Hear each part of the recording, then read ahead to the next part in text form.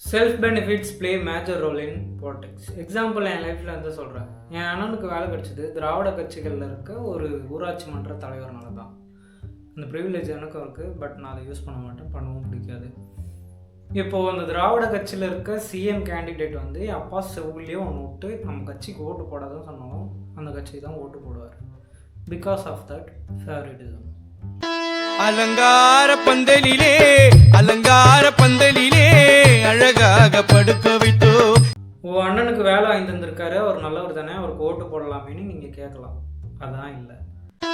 அலங்கார பந்தலிலே அலங்கார பந்தலிலே அழகாக படுக்க வைத்தோ.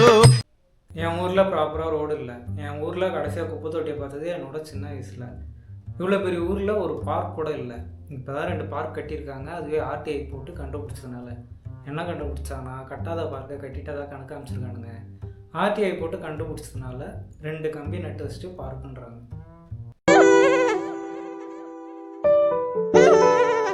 என் அண்ணனுக்கு வேலை வாங்கி தந்ததுனால அவங்களுக்கு ஓட் பண்ணணுமா, இல்லை இங்கே ஊழல் நடக்கிறதுனால அவங்களுக்கு ஓட் போடாமல் இருக்கணுமா? மோஸ்ட் ஆஃப் த பீப்புள் ஊழல் நடந்தாலும் பரவாயில்ல, செல்ஃப் பெனிஃபிட்ஸ் கிடைக்குதுன்னு அவங்களுக்கு தான் ஓட் போடுறோம். இதை தான் நான் ஆரம்பத்தில் சொன்னேன். Self benefits play major role in politics.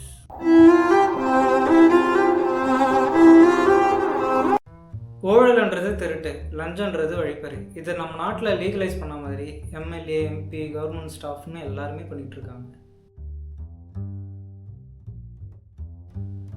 ஒரு தனிநபர் திருட்டு ஒரு தனிநபரை பாதிக்கும். கவர்மெண்ட்டால் நடக்கிற திருட்டு நாட்டையே பாதிக்கும். Corruption is cancer of nation. செலிப்ரிட்டியாக இருக்கவங்களுக்கு செல்ஃப் பெனிஃபிட்ஸ் எந்த கட்சியிலேருந்து வருதோ அந்த கட்சிக்கு ஓட் போட சொல்லுவாங்க. டைரெக்டாக சொல்ல மாட்டாங்க. கொள்கைன்பாங்க. நடிகரை நம்பாதீங்க, இவரை நம்புங்கன்னுவாங்க. அவரே ஒரு நடிகராக தான் இருந்திருப்பார். பாருங்கள், உங்கள் ஊரில் என்ன பிரச்சனை இருக்குது, நம்ம நாட்டில் என்ன பிரச்சனை இருக்குது, இருக்க பிரச்சனைக்கும் கொள்கைக்கும் என்ன சம்பந்தம்? 75 இயர்ஸாக மாறி மாறி ரூல் பண்ணுறாங்களே, அப்படி என்ன பண்ணியிருக்காங்க? லாஸ்ட்டு 5 இயர்ஸில் என்ன பண்ணியிருக்காங்க? உண்மையாகவே மொழிக்காக ஏதாச்சும் இனிஷியேட்டிவ் எடுத்திருக்காங்களா? ஊழலையும் லஞ்சத்தையும் எவ்வளோ குறைச்சிருக்காங்க? ஆர் எல்ஸ் அதை குறைக்கிறதுக்கு என்ன ஸ்டெப் எடுத்திருக்காங்க? கவர்மெண்ட் ஹாஸ்பிட்டாலிட்டி நல்லா இருக்கா? கவர்மெண்ட் பிளேஸில் பாமரர்கள் நம்ம போனால் நமக்கு மரியாதை கிடைக்குதா? இதெல்லாம் பாருங்கள். பணக்காரங்க இருக்க ரோடு ஏன் சுத்தமாக இருக்குது? நம்ம இருக்க ரோட்டில் மட்டும் ஏன் குப்பைமேடு இருக்குது?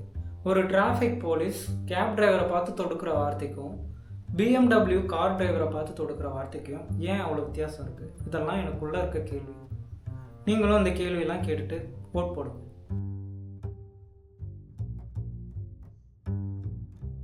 நீங்கள் யோசிங்க யாருக்கு ஓட் போடணுன்னு.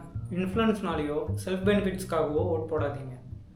ஓட்டுக்கு பணம் வாங்கிட்டோம் அதனால் உண்மையாக இருக்கணும்லாம் யோசிக்காதீங்க. அதெல்லாம் உங்கள் பணம் தான். பாத்ரூம் கட்டுறேன், பார்க் கட்டுறேன்ட்டு பணத்தை ஆட்டியே போட்டுருவாங்க. அதில் இருந்து 0.1% உங்களுக்கு தருவாங்க. ஓவர் இருட்டா இருக்க.